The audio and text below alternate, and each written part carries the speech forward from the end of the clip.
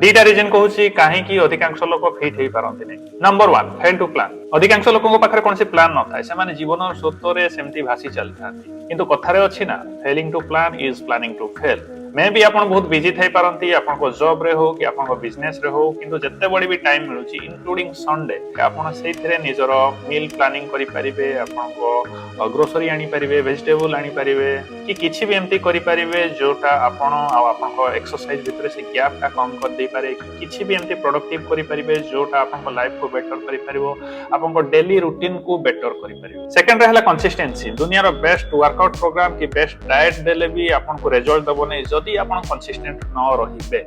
आ consistent रहिया पई प्रथमे आपन को निजरो ऑल और नथिंग माइंडसेट को छाड़िया को हबो। जदि 6 दिन एक्सरसाइज करि होनी ताहले 3-4 दिन करंतु। जदि पूरा कैलोरी ट्रैक करि होनी ताहले केवल प्रोटीन ट्रैक करंतु। जदि 10,000 चली होनी ताहले 4-5,000 तो चली परिबे। जदि टोटली एक्सरसाइज करि होनी ताहले 10-15 मिनिट रो कोनसी सर्किट एक्सरसाइज भी करि परिबे। जो थ्रे भी आपन कंसिस्टेंट रहि परिबे आपन सेडा करो।